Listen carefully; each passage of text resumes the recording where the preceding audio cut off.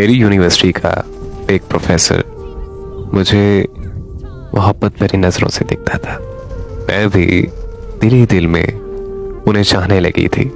फिर एक दिन मैंने उनके नंबर पर मैसेज कर दिया। उन्होंने मुझसे पूछा तो मैंने उन्हें बता दिया कि मैं आपकी स्टूडेंट हूँ। उन्होंने मुझसे बहुत प्यार से बात की। आहिस्ता आहिस्ता हमारी रोज़ फ़ोन पर बातें होने लगी। यूनिवर्सिटी में भी हम अक्सर शाम में बैठकर गपशप किया करते थे। एक दिन उन्होंने मुझे अपने ट्यूशन सेंटर इनवाइट किया। मैं यूनिवर्सिटी के बाद वहाँ चली गई। वहाँ उन्होंने मुझे अपनी मोहब्बत का इजहार किया।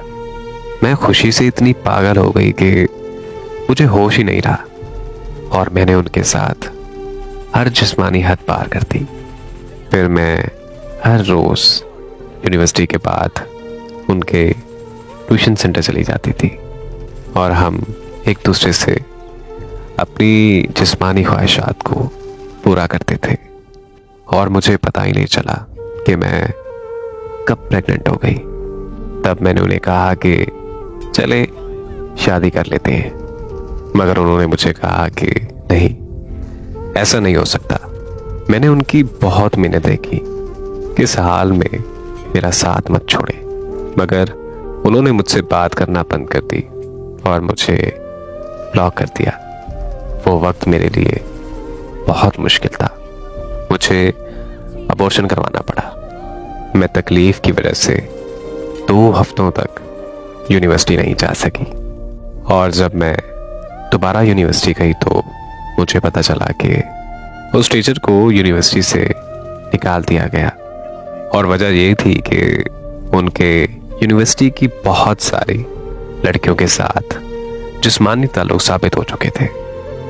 और ये भी पता चला कि वो लड़कियों को ऐसी मेडिसिन खिलाया करता था कि लड़कियां अपने होशो हवास खोकर जिस्मानी ताल्लुक के लिए तैयार हो जाए। तब मुझे समझ आई कि मेरे साथ कितना बड़ा धोखा हुआ है। मुझे बहुत अफसोस और बहुत दुख हुआ कि वो शख्स इतना घटिया निकला।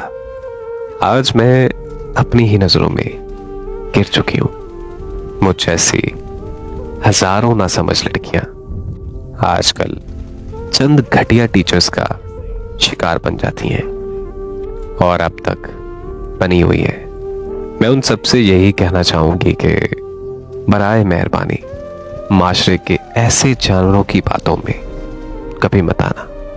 ऐसे टीचर्स को पता होता है कि कौन सी लड़की को उन्होंने अपने जाल में फंसाना होता है, क्योंकि वो हमें हमसे ज्यादा जानते होते हैं। वो सबसे मासूम लड़की को ही अपनी जाल में फंसाया करते हैं।